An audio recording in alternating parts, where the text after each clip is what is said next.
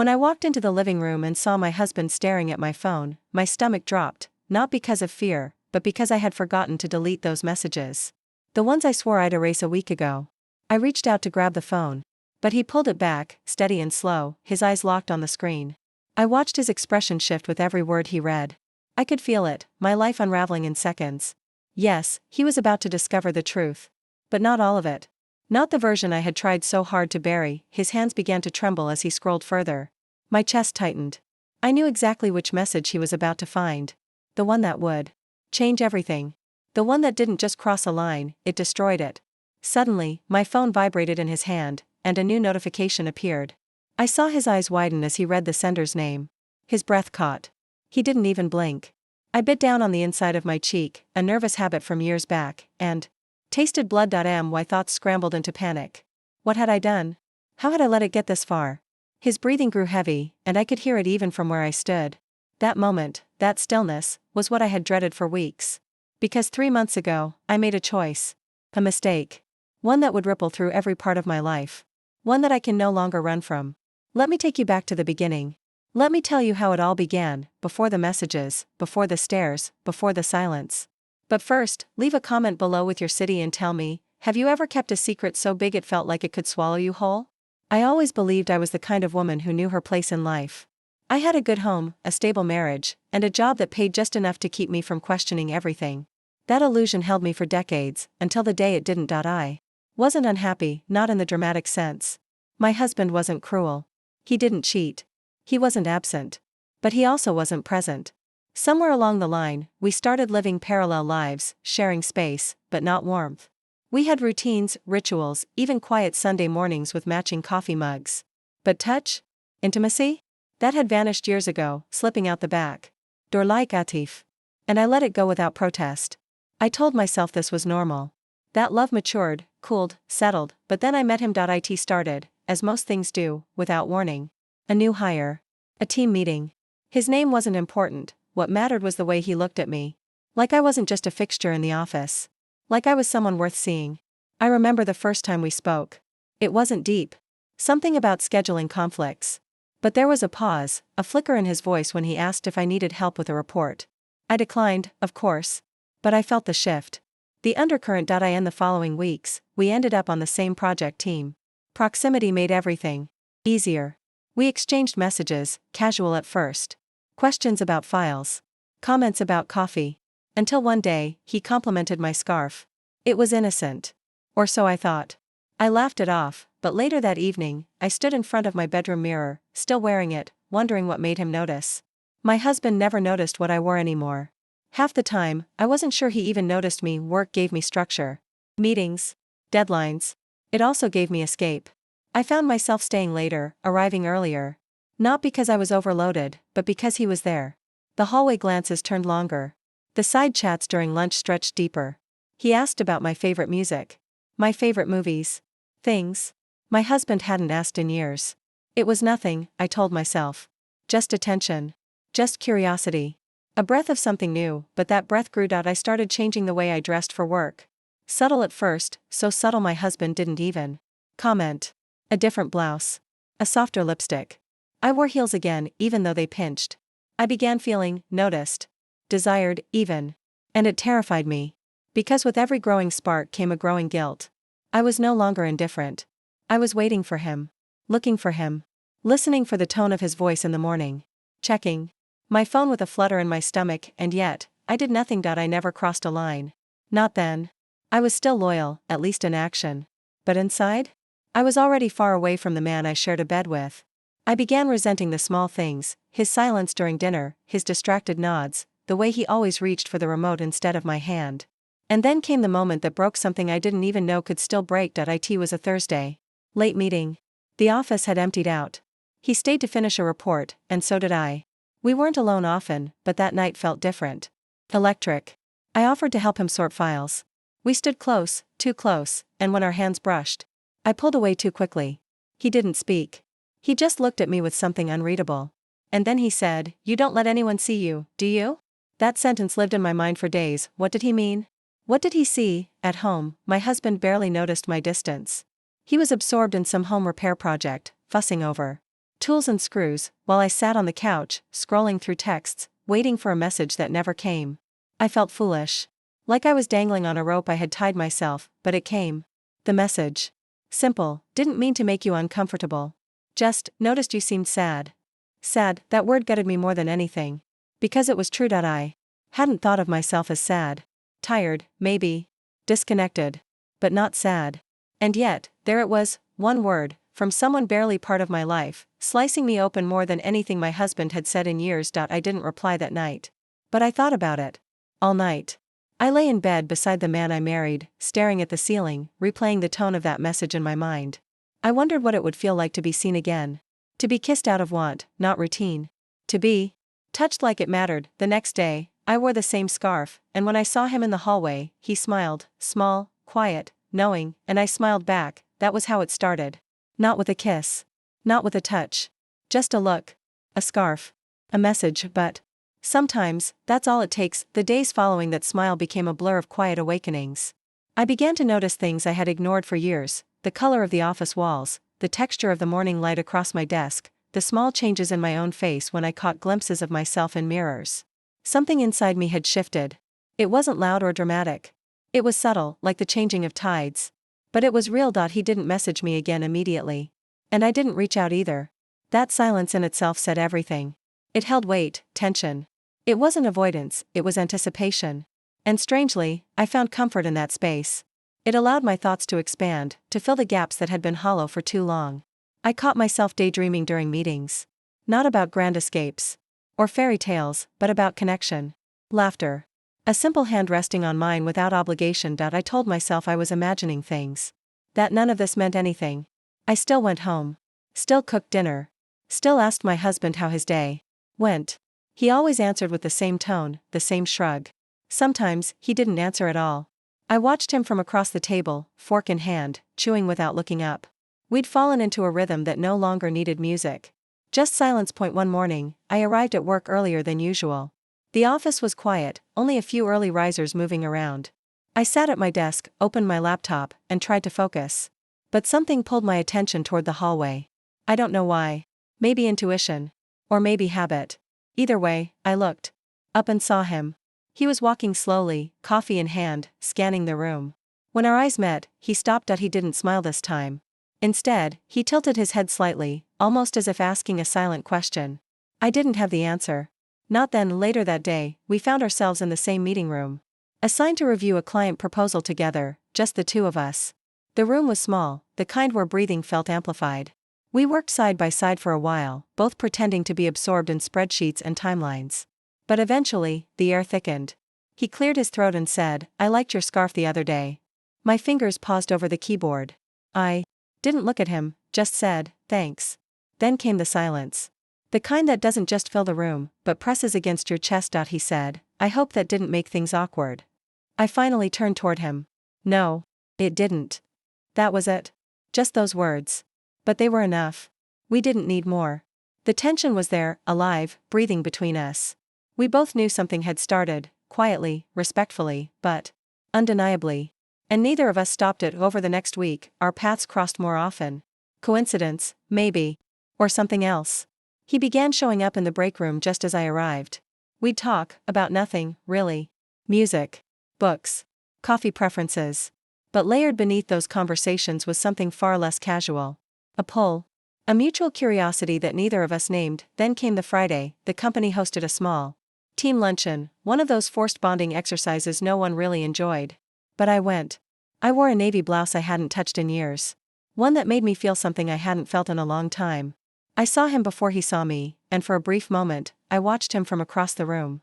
The way he laughed, the way he leaned in when someone spoke. He was younger. Lighter. But something about him made me feel level.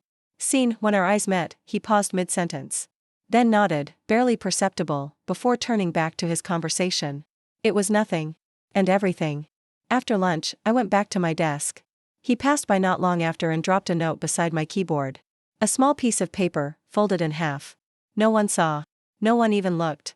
My heart thundered in my chest as I unfolded it. It said, simply, "After hours. Conference room B. If you want to." My breath caught. I didn't move. I didn't respond. I just stared at the note, my mind racing through every possible meaning, every possible outcome. What was I doing? What was he doing? Was this a mistake? A test? A game? I sat still for what felt like hours. When the workday ended, I didn't leave immediately. I waited. Waited until the office cleared out, until the only sounds left were the quiet hum of printers and the distant click of keyboards, and then, I walked. My heels echoed down the hallway like tiny confessions. Conference room B was at the end of the corridor. The lights inside were off. I hesitated at the door, hand hovering over the handle. When I pushed it open, he was there, standing near the window, looking out. He didn't turn at first. Didn't speak. I stepped inside, heart hammering, and closed the door behind me. Only then did he face me. We didn't rush. We didn't move quickly. There was no script, no dramatic declaration. Just silence, and two people trying to understand the distance they had crossed without saying a word. I stepped closer. So did he, and then, we kissed. We didn't speak afterward. Not right away. We just stood there, close, quiet, absorbing the weight of what had just happened. It wasn't a kiss of passion. It wasn't reckless. It was cautious. Careful. Full of questions neither of us was ready to ask. When we finally parted, there was no promise made. No plan set in motion. Just a look. A mutual understanding. I went home that night and sat in my car for 10 minutes before going inside. My husband was in the kitchen, chopping vegetables. He looked up and said, "You're late." I nodded. Traffic. He turned back to the cutting board without another word, and I stood there, watching him, wondering how a life could feel so distant while standing only 10 feet apart. That night, as I lay in bed beside him, I thought of the kiss. Not as a betrayal.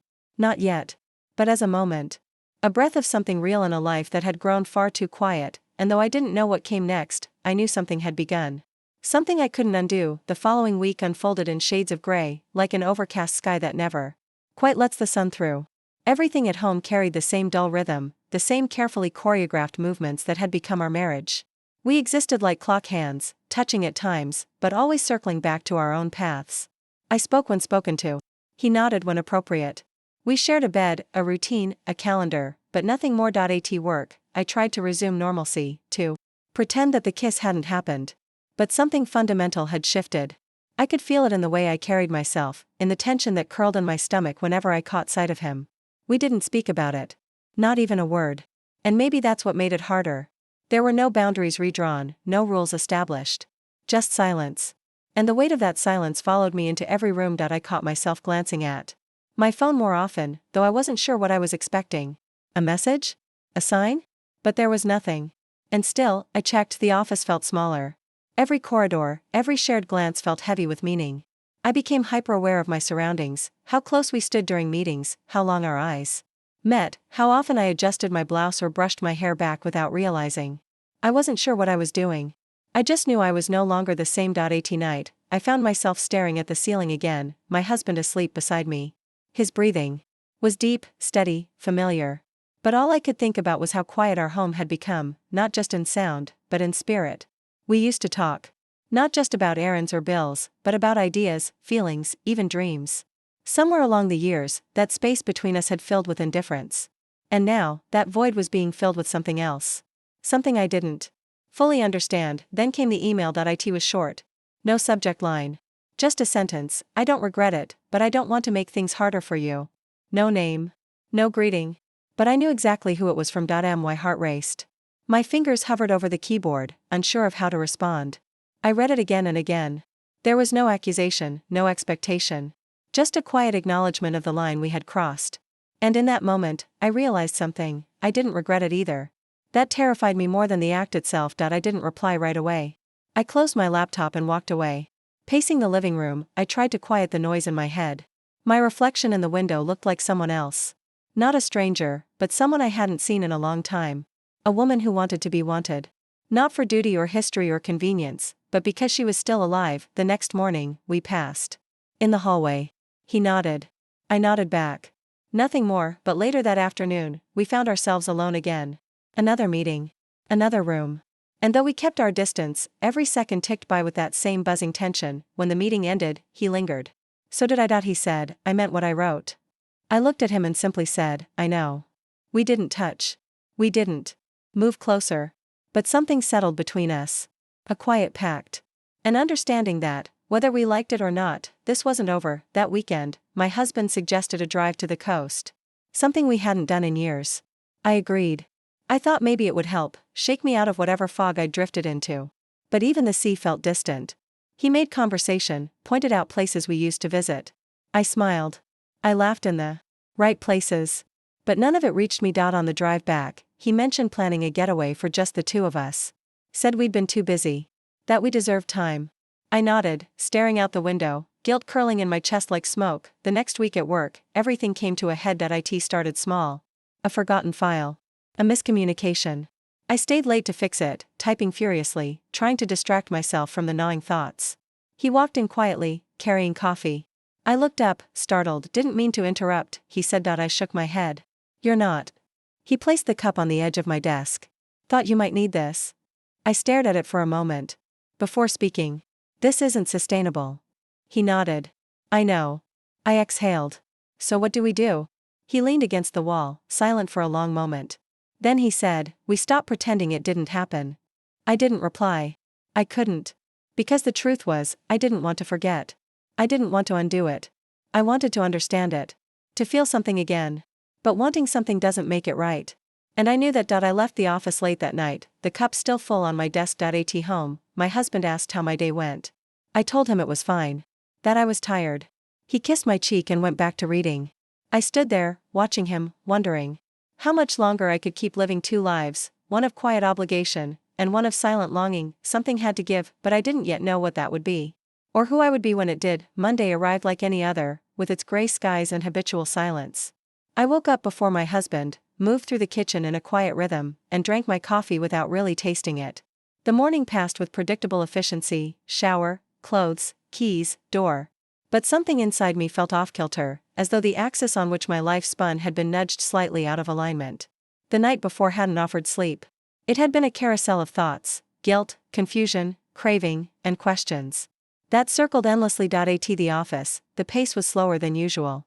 Several people were out sick, and the morning meetings had been postponed. The calm made it harder to pretend. With fewer distractions, my mind wandered more. I opened emails. And read them twice, sometimes 3 times, without absorbing a word. I watched the second hand on the wall clock trace its arc, minute by minute, wondering when exactly everything had become so unbearably quiet. Around noon, he stopped by my desk again. He didn't linger or speak. He just dropped a file I'd requested earlier and walked away, offering a glance that lasted one heartbeat too long. I kept my expression neutral, but the air between us trembled with everything left unsaid. I reached for the file, but my hands were trembling. Not visibly, but I felt it in my fingertips. I needed clarity. I needed to regain control, over myself, over my thoughts, over the story I was writing. With every hesitant look and silent pause. During lunch, I stepped out and walked 3 blocks to a cafe I used to frequent years ago. I ordered the same drink I always had back then, as if trying to summon a version of myself who might know what to do now. I sat by the window and watched the city move, people crossing streets, checking their phones, sipping coffee, laughing with coworkers. Life continued outside the storm building inside me. I thought about the moment in the conference room, the kiss, the note, the messages. They weren't just events, they were markers. Proof that something dormant in me had woken up, and yet, I wasn't certain what I wanted. It wasn't about starting over. I didn't dream of leaving everything behind. But I couldn't deny what I had felt. How alive I had become. How painfully aware I now was of every moment of neglect, every inch of intimacy that had slowly eroded from my marriage. And suddenly I found myself resenting the calmness of home, not because it was bad, but because it was numb. Back at work, the hours passed in a haze. Around 4, I was called into an impromptu meeting with our department director and a few others. As I walked into the room, he was already there, seated quietly at the end of the table. We didn't look at each other directly, but we didn't need to. The awareness between us was constant now. We discussed strategy, numbers, next steps. My voice was calm, professional, but inside, a second version of me was observing it all, detached, wondering how long I could maintain this double frame of mind. After the meeting, I packed up slowly. I didn't want to go home. I didn't want to face the small talk over dinner or the silence that followed. So I lingered, reviewing documents that didn't need reviewing, organizing folders that were already in order. The office emptied, bit by bit, until the only sounds were the humming vents and the distant clacking of keyboards on another floor. I stepped outside as dusk settled in. The air had cooled. I stood on the curb for a while, staring at the traffic, unsure whether to head home or just keep walking. My phone buzzed in my pocket. I pulled it out, half hoping, half dreading. A message from him. Simple. Just, are you okay? I didn't reply. Instead, I slid the phone back into my coat and walked. Not far. Just enough to let the evening swallow some of my tension. The truth was, I wasn't okay. I hadn't been for a long time. But only now was I brave enough to admit it, even if only in the privacy of my own mind. When I got home, the lights were off. My husband was in his study, headphones on, watching something on his tablet. I stood in the doorway for a moment, watching him laugh at something on the screen. It was a soft laugh, familiar and distant. I didn't say anything. I just turned away, hung my coat, and went to the kitchen. Dinner was already prepped, some pasta in a pot, salad in a bowl, like a checklist he had completed earlier in the day. I ate quietly. Alone. He didn't join me. And I didn't call him. That night, I sat in bed reading a book I couldn't focus on. He came in later, brushed his teeth, turned off the light without a word. We lay there, inches apart, and I couldn't help but think how much quieter silence became when you were desperate for sound. My thoughts returned to the message. Are you okay? I opened my phone again. Stared at those 3 words. Then typed, no. But I don't know what to do about it. I didn't send it. I turned off the screen, placed the phone face down on the nightstand, and stared into the dark. Outside, a wind picked up. The tree by our window creaked softly, like it had something to say. I closed my eyes, willing sleep to come. But instead, my mind filled with fragments, his voice, his eyes, the way he said my name like it still mattered. And under all of it, a question: how do you go back to pretending when someone has reminded you that you're still capable of being felt? That question stayed with me as I drifted into a restless sleep, the kind of sleep where you don't dream, just float. Suspended between 2 lives. 2 truths. And the growing certainty that neither would ever feel whole again. Tuesday began like any other day, but the weight on my chest was heavier than usual. It wasn't tied to anything specific, not a deadline, not an argument. It was the kind of weight that builds slowly, quietly, layer by layer, until one morning you wake up and feel like breathing has become a conscious act. I moved through the routine: coffee, shower, keys, wondering if my face still looked like mine. In the mirror, I searched for signs of something I hadn't named yet. Guilt? Maybe. Or maybe just the awareness that I had crossed into a version of myself I hadn't met before. Work felt tighter that day. Everything around me buzzed with noise and efficiency, but inside I was slow, cautious. The kiss still lingered, not as a memory but as a line I couldn't uncross. And what unsettled me most wasn't the act itself, but how little regret I felt. It was more than physical. It had been a release, a breath, a confession without words. He didn't approach me that morning. We worked in the same room, shoulder to shoulder, sharing quiet glances and pretending the silence between us was nothing more than focus. I answered emails, nodded in meetings, made comments when necessary. But underneath every sentence, every moment, was a growing current I could no longer ignore. Later that afternoon, I found a note folded in my bag. I hadn't seen him put it there. It simply said, rooftop. After 5. Just to talk. I held the paper in my palm like a confession. The edges soft from handling, as if it had been folded and refolded a dozen times before he gave it to me. I didn't react immediately. Just placed it in my drawer and continued working, though the letters echoed in my mind with a rhythm I couldn't silence. As the clock approached 5, I found myself growing restless. My chest tightened with anticipation. I told myself I didn't have to go. That I had the choice to walk out the front door and leave the note behind. But that wasn't true. Not anymore. When the office began to empty, I waited until the last few employees had left, then quietly slipped upstairs. The rooftop wasn't locked, just a side staircase most people ignored. The air outside was cooler than expected, with a breeze that made the city below feel distant, like something happening to other people. He was already there, leaning against the railing, staring out at the skyline. He didn't turn when I approached. I stood beside him, unsure how close was. Too close. We said nothing at first. Just stood, watching the fading light settle over buildings like a thin veil.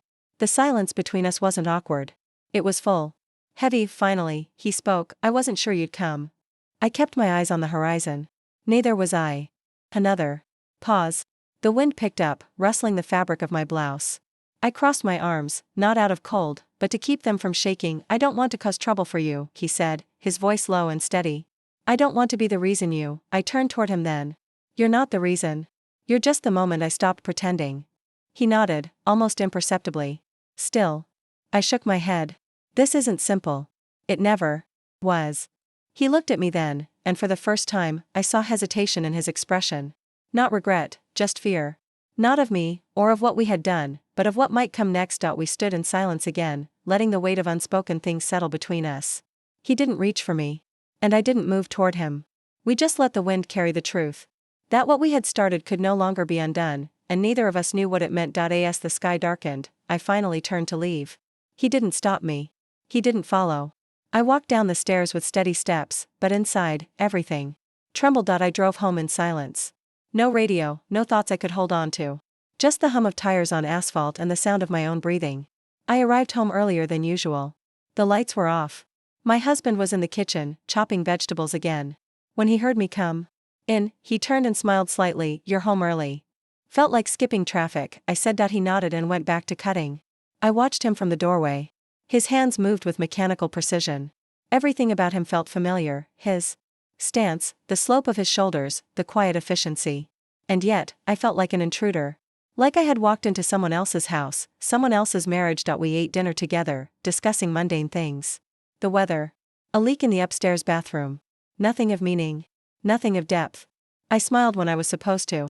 I asked questions I didn't care to hear the answers to. All the while, a knot grew in my stomach. After dinner, he offered to do the dishes.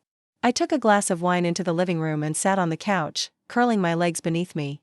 The television flickered in the background, some documentary about cities I'd never visited. My phone buzzed once, quietly. I didn't check it right away. Eventually, I picked it up. One message: "We kissed." That's all. But it doesn't feel like all. I just needed to say that. I read it twice.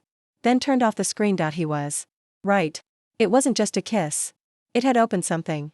A door I had kept sealed for years. A part of me I thought had withered. But now it pulsed with awareness, with longing, with possibility. Later that night, in bed, my husband reached for my hand. Just a simple gesture. But it startled me. I let him hold it, and as I stared at the ceiling, I wondered if he sensed it too. The distance. The drift. The way we had become echoes in each other's lives. He squeezed my hand gently before falling asleep. I stayed awake long after, because somewhere inside me, the quiet acknowledgement had taken root. We had kissed, and nothing would be the same again. The following morning started with the quiet stillness I had grown too accustomed to. The coffee machine hissed softly in the background as I stood in the kitchen, holding the mug close to my chest, trying to summon warmth that didn't come from the cup. My husband was in the other room, going through his usual motions, dressing, packing his bag, moving through the routine that neither of us seemed to question anymore. We didn't speak. Not because we were angry, but because silence had long ago replaced curiosity. At work, the pace picked up again. The week's end was drawing near, and deadlines loomed. The noise of ringing phones and typing fingers filled the air, offering a convenient distraction from the thoughts I kept trying to suppress. I immersed myself in spreadsheets, reports, emails. Anything to quiet the voice inside me asking the same question on repeat: what now? I didn't see him until nearly noon. We passed each other near the elevators, both walking in opposite directions. Our eyes met only for a second, no smile, no greeting, but the silence stretched between us like an invisible thread that tugged at something deeper than nerves. There was no awkwardness. Only awareness. Of what had been done. And of what had not yet been said. Later that day, we ended up in the same team meeting, seated across from one another. I kept my gaze on the presenter, nodding, taking notes, answering questions when asked. But I could feel his attention. Not heavy or pressing. Just present. Every now and then, our eyes would meet for a fraction of a second, and I would look away. Not out of shame, but out of fear that someone else might notice what I could no longer hide from myself. After the meeting, I stayed behind to collect a few documents I'd left on the table. He lingered too, shuffling papers that didn't need organizing. I knew he wanted to speak. I felt it. But neither of us did. Not then. There was no right moment. No safe place. I returned to my desk and buried myself in work again. Hours passed in a blur of task after task, and before I knew it, the office was emptying for the day. My screen glowed with open tabs and half-written sentences. I leaned back in my chair, pressing my fingers to my temples, trying to relieve the tension building behind my eyes. Then came the message that IT was short. Just, we don't have to pretend. But we also don't have to rush. I stared at it for a long time. It wasn't a question. It wasn't an apology. It was a boundary. Or maybe an offering. One that said, you choose. I didn't reply. Instead, I closed my laptop, gathered my things, and left. The air outside was cooler than I expected. Autumn had begun to show itself in the trees lining the street, their leaves turning the dull shades of late September. I drove home with the window cracked, letting the wind tangle in my hair. I needed something real. Something to remind me that I still lived in a world where decisions had weight. At home, dinner was already in progress. My husband had started a roast. The kitchen filled with the smell of garlic and thyme. He greeted me with a simple, "Hey," as I walked in. I responded in kind, setting down my bag and slipping out of my heels. The floor was cold beneath my feet. We ate together at the table. The television murmured in the background, playing news we both ignored. He talked about work, mentioned a new hire, a funny moment with a client. I nodded, responded when prompted, smiled where expected. But inside, I was miles away. Halfway through the meal, he paused. Fork mid-air, "You've been quiet lately." I looked up. Not surprised. Have I? He tilted his head slightly, not an accusation, just observation. Yeah. Just quieter. I didn't answer. Because I didn't know how to explain the quiet. It wasn't about him. It wasn't even about what had happened on the rooftop or in the conference room. It was about everything in between, the slow erosion of connection, the days and months and years where neither of us noticed how far we'd drifted. We finished dinner in silence. That night, I sat on the couch with my legs tucked under me, flipping through a book I wasn't really reading. My husband watched something on his laptop, headphones in, laughing to himself now and then. We occupied the same space but lived in different worlds. And maybe we had for longer than I realized. My phone buzzed again, another message. "You looked tired today. I hope you're okay." I didn't respond. But I smiled, just slightly. Later, in bed, I lay awake long after the lights were out. My husband slept peacefully beside me, his breathing slow and even. I stared at the ceiling, hands folded on my stomach, listening to the sounds of the house, the hum of the refrigerator, the creak of wood expanding with the cool air, the soft whir of the ceiling fan. Somewhere between one breath and the next, I realized that the choice wasn't just between him and my husband. It wasn't about two men. It was about me. About who I had become in the absence of affection, and who I might still be if I dared to want something more. The idea scared me. Wanting, at my age, felt indulgent. Selfish. I was supposed to be settled. Grateful. Mature. But what if maturity wasn't about enduring what made you lonely? What if it was about admitting you were allowed to feel? That question stayed with me into the early hours of the morning, and when sleep finally came, it wasn't deep. But it was enough, because for the first time in a long time, I didn't feel invisible. I felt like someone who still had a choice. The sky was overcast the morning it happened. The kind of dull gray that made the world feel quiet even before you stepped outside. I moved through the house as usual, coffee, keys, a quick glance at the mirror that didn't linger. But something in me felt different. Not nervous, not excited. Just settled. Like I had accepted a truth I could no longer run from. I didn't plan anything. There was no grand design, no secret rendezvous scribbled into a planner. But the moment presented itself without warning, and I didn't turn away. And maybe that's what made it feel inevitable, not the act, but the way the hours folded into each other, pushing us together without resistance. It was late afternoon when we found ourselves alone again. A cancelled meeting. A last-minute reschedule. That left an empty conference room and two people pretending they had somewhere else to be. I had stayed behind to finish reviewing a proposal. He came back for a forgotten notebook. That's what he said, anyway. But I knew better. And so did he. We didn't speak at first. He walked in quietly, pausing in the doorway for a moment longer than necessary. I kept my eyes on the screen in front of me, scrolling through lines of text I wasn't really reading. I could feel his presence, familiar now, not just in proximity, but in weight. He sat in the chair across from mine, fingers loosely laced, elbows resting on his knees. The silence between us was thick but not uncomfortable. Just full. He didn't ask why I was still there, and I didn't ask him either.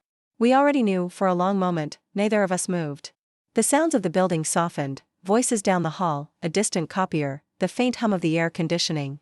All of it faded under the growing awareness that the line we had been carefully circling was now beneath our feet. When I looked up from my laptop, our eyes met. And that was it. That was the moment. We didn't speak. We didn't make excuses. We simply let the space between us disappear. No drama. No heat. Just presence. A shared breath.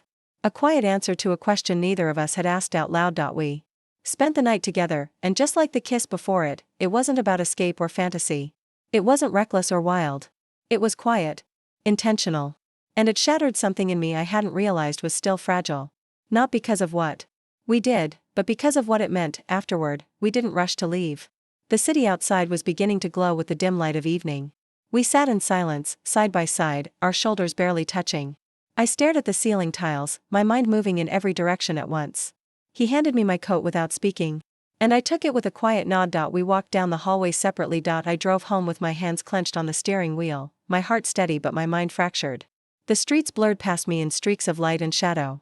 The hum of the car felt louder than usual, like the noise inside me had moved outward, filling the air with questions I couldn't yet answer. At home, the porch light was already on. My husband's car was in the driveway. A normal evening, by all appearances. I sat in the driver's seat for a long while before going inside. I stared at the house, trying to see it the way I once had. A place of warmth. Of security. Of routine. But it looked different now. Not smaller or colder, just not mine in the way it used to be. When I finally stepped through the door, the smell of dinner hit me immediately. Something simmering on the stove, the scent of garlic and rosemary. He was in the kitchen, stirring. A pot, dressed in sweatpants and an old t-shirt. Comfortable. Familiar. He looked up and smiled. "You're late," he said. "Yeah," I replied, hanging up my coat. "Things ran over." He nodded and turned back to the stove. I watched him for a moment longer than necessary, searching his face for something, recognition, suspicion, even indifference. But he was just there, cooking, like he always did. A man who trusted me. A man who didn't ask questions. We ate together, talked about nothing. The news. A bill that came in the mail. A friend of his from college who'd sent an email. I played my part well, smiled, nodded, laughed where expected. But underneath it all, I felt like a person watching herself from the outside. Performing a role that no longer fit. After dinner, I did the dishes while he disappeared into the living room to watch a show. The water was hot. My hands moved methodically. Plates, glasses, pans. Rinse. Dry. Stack. Everything in its place. Everything clean on the outside. Later, in bed, I lay still while he drifted off beside me. His breathing was soft, even, content. I stared at the ceiling again, the same familiar cracks, the same slow-turning fan. And I thought about what I had done. Not the action itself, but the decision. I hadn't been forced. I hadn't been swept away. I had chosen, and that choice changed something. Not everything. Not yet. But something. For the first time in years, I had felt seen. Desired. Not for what I provided or how well I filled a space, but for who I still was beneath all the layers. And while that didn't make it right, it made it real. The guilt didn't arrive in full that night. It hovered at the edges. Present, but distant. Like a storm cloud gathering on the horizon. I knew it would come, but for now, in that quiet moment, lying beside a man who didn't know his wife was somewhere else entirely, I closed my eyes and let myself feel the weight of my own decision, not as a mistake, but as a beginning. The days that followed blurred together in a kind of slow, suspended quiet. I moved through them carefully, almost reverently, as if I could preserve what I'd done by not disturbing the air too much. The morning after, I got up early, brewed coffee, and sat at the kitchen table longer than usual, staring at the same spot on the wall while the steam rose and disappeared into nothing. My husband entered the room, offered a brief smile, and made his toast. He asked me about an upcoming family gathering. I nodded, gave a vague answer, and asked if he'd already RSVP'd. We spoke as people do who have lived many years side by side, efficiently, kindly, without curiosity, but beneath my words, I carried a different world now. One that didn't fit inside this house. At work, everything felt louder. Every phone ring, every knock on a door. But no one seemed to notice my disorientation. I performed well. I met deadlines. I responded to emails with the same steady voice I'd used for years. But inside, I was navigating a completely new topography. One where every look meant something. Every silence was full. He and I didn't speak much that week. Not in messages. Not in words. But the acknowledgement was there, in glances, in the way our paths slowed when they crossed, in the way he lingered at the copier a few seconds longer when I walked past. There was no confusion anymore. We had both stepped into something deliberate. One afternoon, I stayed late again. Not for a meeting. Just to avoid going home. The office was nearly empty, most of the lights already off. I sat at my desk with my screen dimmed, pretending to work while my mind wandered. Eventually, I stood and walked down the hallway, not because I was looking for him, but because I needed to move. He was there. I didn't expect it, and I didn't smile when I saw him. He didn't speak either. He just paused, his expression unreadable. I nodded once, small and silent, and kept walking. It wasn't avoidance. It wasn't discomfort. It was the fragile balance of something still forming. That evening, I drove with the windows down, letting the night air press against my skin. I didn't want music. I didn't want noise. Just wind, movement, and the space to think. When I arrived home, the house was lit softly. The television hummed from the living room. My husband was asleep on the couch, book resting on his chest.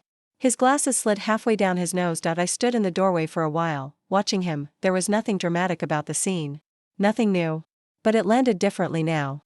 The comfort in his posture, the safety of that familiarity, it used to make me feel cared for. Now it felt like I was watching a life I had quietly slipped away from. One I couldn't walk back into. Without pretending, I took the book from his chest and set it on the coffee table. He stirred, opened one eye, smiled, and mumbled something about falling asleep too early. I smiled back, the kind of smile that says everything's fine. Then I covered him with a blanket and went upstairs alone. That night in bed, I lay with my eyes open, my body still, my thoughts loud. I didn't regret what had happened. That surprised me. What I felt wasn't guilt, it was the weight of knowing I had shifted something foundational. In him. In me. In everything I thought was fixed. The next morning, my phone buzzed as I stepped out of the shower. I dried my hands and checked the screen. A message from him: if you ever want to talk outside this place, let me know. No pressure. It wasn't a suggestion. It wasn't a question. It was space. A quiet offering. One I didn't yet know what to do with. I didn't respond, not because I didn't want to, but because I wasn't ready for what it might mean. That day at the office, we barely saw each other. Meetings pulled us in opposite directions. Deadlines kept us surrounded by others. But I thought about the message often. It sat in the back of my mind like a weightless object, always present no matter what else I carried. By Friday, something had changed in me. I wasn't sure when exactly it began, but I started noticing things more sharply. The way my husband's voice had dulled over the years, the way I stopped waiting for him to ask how I felt about anything. I noticed how my clothes fit differently now, how I stood a little taller, how I caught myself looking into mirrors not to check for flaws, but to remember who I used to be. He hadn't done this to me. Not my husband. Not the man at work. I had done this. I had let myself fall asleep in my own life. And now I was waking up, slow and aching and afraid. That weekend, we were invited to dinner with friends. A couple we'd known for years. The evening went as expected: good food, polite laughter, shared stories about work and travel and things we only half cared about. At one point, my husband squeezed my hand under the table. I smiled. But inside, I was somewhere else entirely. On the drive home, he talked about retirement planning. About saving more aggressively. About vacation options for the spring. I nodded, offered the right sounds in response, but my mind was split. That night, I lay awake again, my back to him. His hand rested lightly on my hip. A gentle gesture. A kind one. But it felt foreign now. Like a language I used to speak but had forgotten the grammar of. The message stayed unread in our thread. Still unanswered. But I read it again before falling asleep. If you ever want to talk outside this place. It was an opening, and I wasn't ready, but I wasn't turning away either. The week began with a kind of stillness that felt unnatural, like the air had paused, waiting for something to break it. I moved through the house quietly, carefully, aware of my own movements as if I might disturb something fragile. My husband asked if I wanted to go out for dinner later that week. I said yes, without thinking. Not because I wanted to, but because the alternative, saying no and having to explain, seemed too heavy for a Monday morning. At work, everything felt sharper. The colors, the sounds, the subtle patterns of movement I had never paid attention to before. He and I exchanged a glance as I passed his desk, a glance that lasted just long enough to register but not long enough to draw attention. Nothing was said. Nothing needed to be. But the message was clear: we couldn't stay in limbo forever. I spent most of the day avoiding stillness. I filled every hour with meetings, tasks, documents. I cleaned out files that didn't need cleaning. Reorganized folders. Replied to emails that could have waited until next week. I needed to stay busy. Because when I slowed down, the thoughts crept in. By midweek, something inside me began to shift again. Not like the quiet stirrings of before, but something firmer. I realized I couldn't keep living in the middle. I had to choose something. Not necessarily someone. But something. Honesty. Ownership. A direction. On Wednesday afternoon, I stayed behind after a team briefing, lingering by the window as others filed out. He stayed too, of course. Not intentionally. Or maybe it was. But he remained seated, eyes on the notes in front of him, his pen resting idle against the pad. I walked over, slowly. My hands shook slightly, but I kept them folded in front of me. When I spoke, my voice was quiet, not because I was unsure, but because I didn't want anyone else to hear what was only meant for him. I got your message, I said. I'm not ignoring it.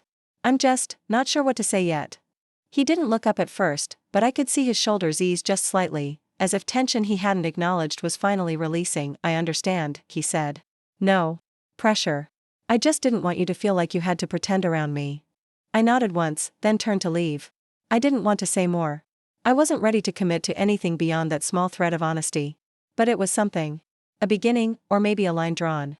I wasn't sure yet. That night, my husband made pasta and poured 2 glasses of wine. We sat at the table like we always had, talking about our days, the neighbors, a leak in the guest bathroom. I listened. I responded. I smiled at the right times. But I wasn't present. Not fully. My mind floated between rooms, between lives. After dinner, I sat on the couch, staring at the muted television while he washed dishes. I thought about the years we had shared, holidays, arguments, quiet mornings, tired nights. I thought about how often we had stopped asking each other deeper questions, stopped reaching for each other emotionally. We hadn't grown apart by accident. We had allowed it. Both of us. Later, as we got ready for bed, he stood in the doorway, towel slung over his shoulder, and watched me for a moment. "You've been distant," he said. I froze. Not from shock, but from the weight of being seen. "I know," I said. He looked at me for a long time, and I could see something shifting behind his eyes. Not suspicion. Not anger.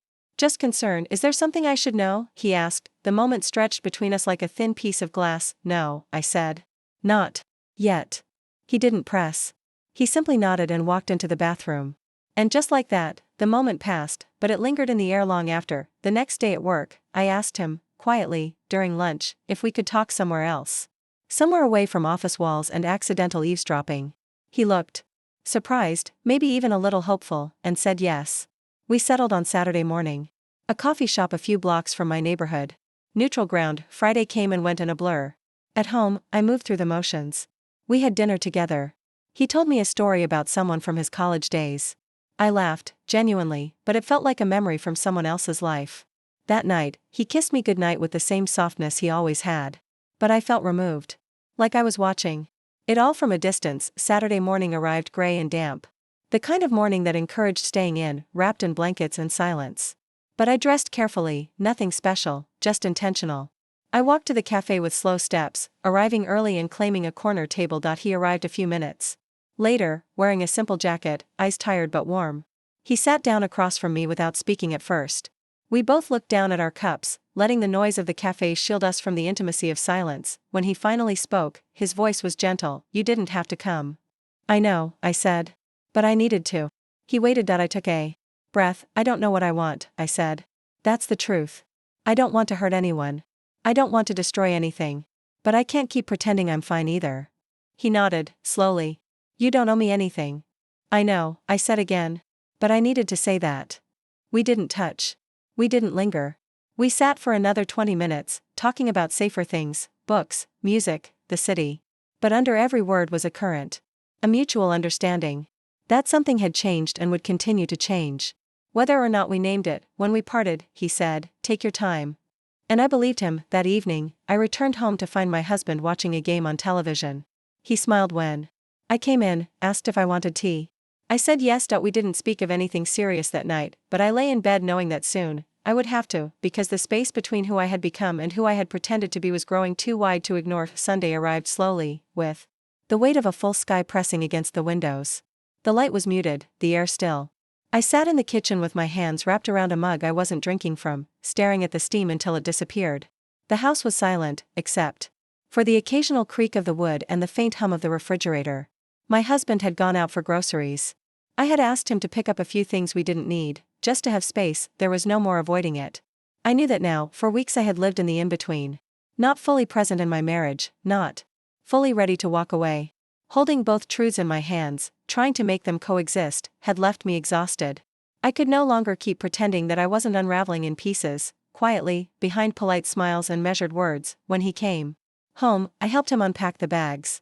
We talked about nothing, the freshness of the fruit, the sale on coffee, the neighbor's new car. I moved through the motions with a calm I didn't feel. My voice didn't shake. My hands didn't tremble. But inside, something was cracking. Later that afternoon, I asked him to sit with me in the living room. He looked surprised, but not suspicious.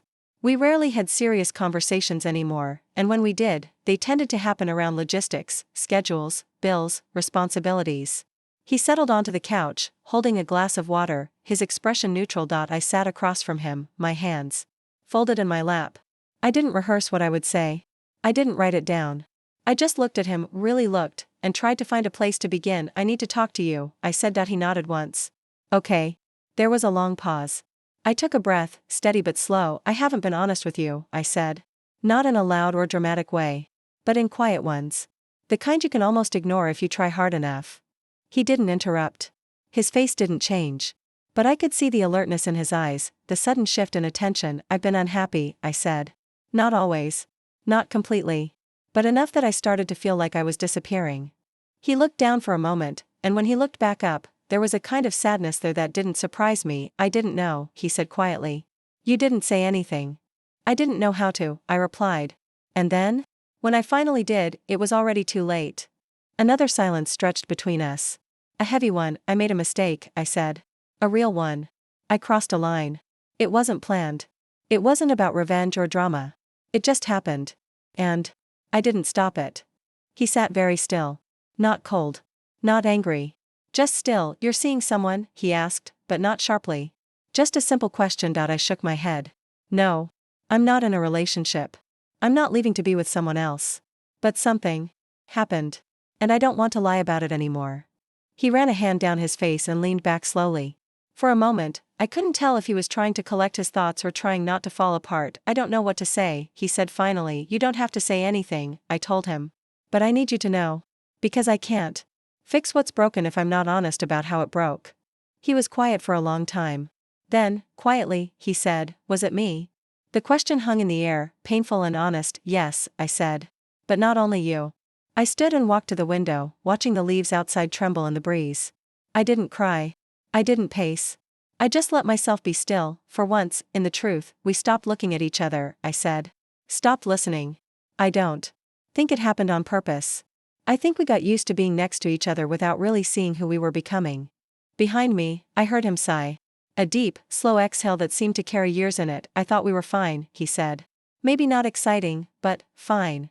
I did too, I said. Until I didn't. When I turned back, his face looked older.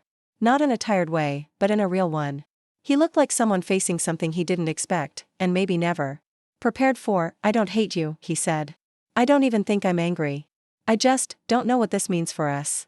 Neither do I admitted. But I know I can't go back to pretending. Not anymore. That night, we didn't sleep in the same bed. It wasn't a fight. There were no raised voices. Just quiet understanding. I stayed in the guest room. He stayed in ours. I lay awake. For a long time, staring at the ceiling, remembering how that room had once felt like a place of comfort. It didn't anymore. I in the days that followed, we spoke carefully. We shared meals, talked about next steps. He didn't ask for details. And I didn't offer them. We both seemed to understand that whatever came next wouldn't be built on reliving what had already happened. We discussed separation. Not as punishment. Not as a betrayal.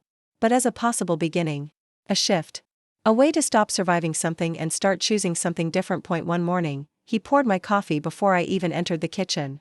He set it down at my spot like he had for years. I don't hate you, he said again. I know. I said. Thank you. And in that moment, I felt something new, not relief, not hope, but clarity. A sense that even in the mess, we could still be kind. As the weeks unfolded, the distance between us became more defined. We made plans for logistics, for timing, for space. There were no explosions. No dramatic scenes.